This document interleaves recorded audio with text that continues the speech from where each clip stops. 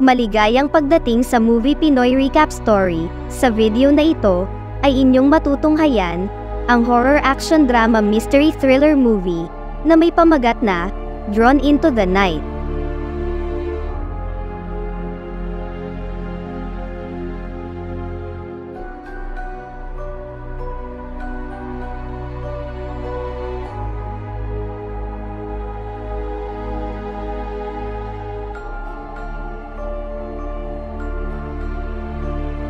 Nagsimula ang pelikula sa tatlong pasaway na mga estudyante na tumakas sa kanilang dormitoryo para gumimik sa isang party. Para walang makahuli sa kanilang palihim na pagtakas ay dumaan sila sa madilim na kakahuyan sa kanilang lugar kung saan ang isa sa mga estudyante na nagngangalang Erica ay napahiwalay sa kanyang mga kaibigan nang may pumukaw sa kanyang atensyon na isang cute na nakakulong na kuneho sa gitna ng gubat. Nang tatawagin sana niya ang kanyang dalawang kasama sa hindi inaasahan ay may misteryosong bigla na lang umatake dito. Narinig ito ng kanyang dalawang kasama kung saan nang tinangka nilang tumakbo ay sinurpresa na lang sila ng mga hindi tukoy na individual na mabilisan silang dinakma sa pamamagitan ng lambat. Sa sumunod na eksena ay makikita na lamang na ikinulong sila ng mga misteryosong ito sa maliit na hawla kung saan pagsapit ng saktong alas 12 ng gabi ay kinuha ang isa sa kanila at makikita na lamang na para bang sinabak ito sa isang underground fighting arena kung saan nagsisigawan sa tuwa ang mga nanonood na mga halang na mga mayayaman na pinagpupustahan pa ang mga dinakip na ngayon ay puwersahang pinaglalaban para sa kanilang mga kakaibang kaaliwan. Pagsapit ng kinaumagahan ay naging usap-usapan sa paaralang pinapasukan ng mga nawawalang estudyante ang biglaang pagkawala ng mga ito kaya nagpaalala ang isa sa mga masisipag na guro ng paaralan na si Mr. Reed at pinayuhan nito ang apat na magkakaibigan na sila Brittany, Lauren, Amanda at Casey dahil ang grupo ng mga ito ay kilala na mga pasaway rin at mahilig magparty sa 10 oras ng gabi. Gayunpaman sa kabila ng mahigpit na paalala ay nagplano pa rin ang mga ito na gumimik sa isang party na mangyayari mamayang gabi matapos nilang makakita ng mga flyers sa kanilang locker room kung saan nakita nila sa mga papel na magkakaroon ng party na pupuntahan ng mga sikat na vloggers at artist.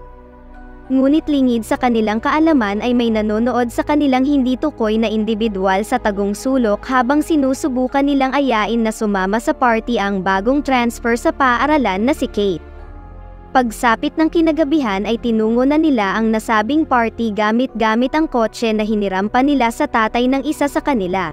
Nang malapit na sila sa lokasyon ng nasabing kasiyahan ay huminto rin muna sila sa isang tindahan para bumili ng baon na mga alak. Habang nasa loob ng may isang lasing na lumapit kay Brittany at pilit itong nangungulit na sumama na lang sa kanya ay wala silang ideya na may isang misteryosong lalaki na pala ang palihim na pumasok sa gamit nilang kotse. Nagpatuloy na muli sila sa biyahe kung saan ang kanilang sinundan ang direksyon na nakasulat sa nakuha nilang flyer ay laking pagtataka nila na dinala sila ng mapa sa gitna ng madilim na kakahuyan. Dahil dito ay hindi na nila napigilan pang magtalo-talo at kalaunan ay napagdesisyonan nilang umuwi na lang pagkatapos magbawas ni Lauren sa isang sulok. Ngunit tila hindi na nila magagawang makaalis pa sa lugar na ito dahil makikita na lamang na umaaligid na ang mga misteryosong individual sa gubat na naging dahilan rin para mataranta si Lauren at mawalan ito ng balanse.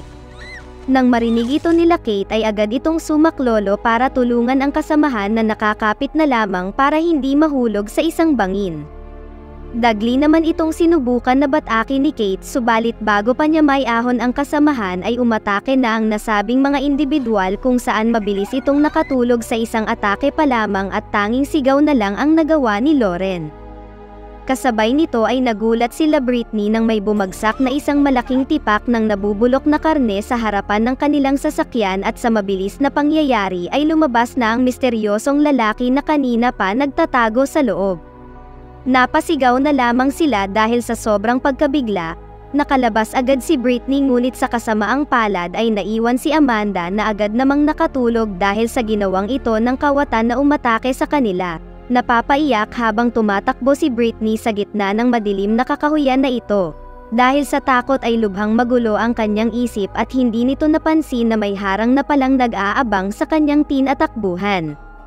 Makalipas lamang ang ilang sandali ay makikita na lang na matagumpay silang nakuha ng mga ito at naikulong sa isang lumang kulungan ng mga hayop kung saan kahit magsisigaw sila ng tulong ay wala rin itong magagawa dahil para bang nasa tagong bahagi sila ng nasabing kagubatan. Ang kasiyahan lang sana na kanilang pupuntahan ay nauwi sa ganitong kakomplikadong sitwasyon sa kamay ng mga kalalakihang ito na mahigpit silang isa-isang isinasaayos sa kanilang pagkakakulong sa mga maliliit na hawla.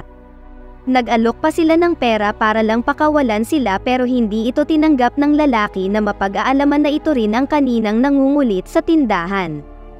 Kalaunan matapos magkaroon ng malay ni Kate ay dagli rin itong kinuha ng mga ito at agad na binihisan ng kakaibang kasuutan at nilagyan rin ng nakakatawang make-up.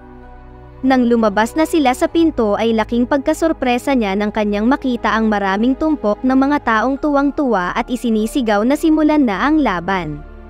Dito na niya napagtanto na ang lahat ng nakukuha sa kagubatan ay ginagawang libangan at pinagpupustahan ng mga ito at kapag hindi sila pumayag na makipaglaban ay ginagamitan sila ng neck brace na may kuryente. Dahil rito ay wala nang ibang napagpilian pa si Kate kung hindi lumaban na rin, kaagad niyang napabagsak ang asyana na para bang sanay na sa ganitong kalakaran at sitwasyon tuwing sasapit ang gabi. Naging mahigpit ang kanilang pagtutunggali. Kahit na inaalok na ito ni Kate na umarte na lamang sila para hindi sila mapuruhan ay ayaw pumayag ng katunggali niyang ito na bigay todo pa rin sa pinapakawalang mga pag-atake na mas lalong ikinatuwa ng mga mayayamang kliyente na sumasaksi sa underground fight. Matapos manalo ni Kate ay muli itong ibinalik sa kulungan kung saan ipinaliwanag niya sa mga kasamahan niya ang patungkol sa nasabing underground fight. Nakita rin nila ang isa sa mga natitirang naunang estudyante na unang nawala noong nakaraang araw. Sinabi nito na pinipili ng mga nasabing kalalakihan kung sino lamang ang lalaban at ang hindi naman nila napapakinabangan ay ginagamit nilang pangbitag sa gitna ng madilim na kagubatan para kumuha pa ng mas maraming dilag na isasabak nila sa underground fight. Nang nalaman nila ang mga impormasyong ito ay nakaisip agad ng magandang plano si Kate kung paano makakatakas. Ginamit nito ang hairpin na naiwan kanina sa kanyang buhok. Habang pinapakawalan niya sila ay makikita ang isa pang estudyante mula sa tatlong nawawala noong nakaraang araw. Nakita ito ng isang lalaki na lumalabas na kanilang schoolmate na si Jake at naligaw rin ito matapos gamitin nito ang kaparehong flyers na ginamit nila Britney. Sinubukan agad nitong tulungan ang nakatali sa puno na ginagawang patibong ng misteryosong grupo. Ngunit sa kasamaang palad ay may nakabantay pala dito na agad siyang tinapos ng walang pakundangan. Sa kasamaang palad ay bumalik na rin sa imbakan ang isa sa mga lalaki at nahuli nito sa akto sila Kate kung saan nang malaman nito na nagawang makatakas ng isa sa kanila ay nagalit ito kaya muli na naman itong kinuha si Kate kasama na rin si Amanda para paglabanin sa entablado. Matapos bihisan ng panibagong kakaibang kasuotan ay pinagharap na silang dalawa kung saan hindi na makapaghintay ang mga mananaya na magsimula ang laban. Binulungan ni Kate ang kaibigan na magpanggap lamang sila na naglalaban pero nang sinimulan na nilang umarte ay napansin agad ito ng buong kapulungan na hindi sila seryoso kaya binigyan sila ng mga promotor ng underground fight ng tig-isang sandata na magagamit nila. Samantala sa kabilang eksena naman sa kabilang panig ng liblib na bayan ay makikita na may totoo talagang party na nagaganap kung saan ito dapat sana ang pupuntahan nilang magkakaibigan. Nandirito ang iba nilang mga kaklase at nagsimula na silang magtaka dahil mapaghanggang sa ngayon ay wala pa sila. Ang isa sa mga ito na si Robert ay nakita ang kopya ng flyers na gamit nila Britney. Nakita niya na iba ito sa orihinal na flyers address kaya nagkaroon ito ng malaking kutob at nagsimula na siyang umalis para puntahan ang lugar na nakasulat sa peking flyers. Dahil sa takot ni Amanda ay naging makasarili ito at kinuha na nito ang sandata at mabilis na pinatamaan si Kate. Mabuti na lamang nang madakma ito ni Kate ay nakaisip agad siya ng plano kung saan binulungan niya si Amanda na magpanggap na nawala ng malay dahil sa sobrang takot. Agad namang bumenta ang pagkukunwari nila at inakala ng mga lalaki na talagang mahina lang ang pangangatawan ni Amanda para isabak sa ganitong underground fight. Dahil rito ay nagreklamo ang mga mananaya sa naging resulta. Makakatakas na sana si Britney nang may nakita siyang isang kotse na napadaan, ngunit nang sumakay na siya sa loob ay tumambad ang iilang mga mayayamang sugarol na mapag-aalaman na lang na parokya na pala ng nasabing underground fight, kaya kalaunan ay muli na naman siyang naibalik sa imbakan kasama ang isa pa nilang schoolmate na si Martin na nahagip ng sasakyan ng mga ito. Dahil sa naunsyami na laban at pagrereklamo ng mga mananaya ay napagdesisyonan nilang kumuha na lang ng panibagong dalaga na ihaharap kay Kate. Ngunit nang bumalik ang isa sa mga lalaki sa kulungan ay dito na siya sama-samang pinagtulungan ng mga ito, kung saan dahil sa kanilang bangungot na dinanas ay walang tigil itong inatake ng sunod-sunod ni Britney. Ginamit na rin itong pagkakataon ni Kate para sunggaban ang nag-iisang bantay sa entablado, kung saan matutuklasan na lang na may parang pinakapinuno pa pala ang mga ito na nanonood lang sa mga nangyayari mula umpisa.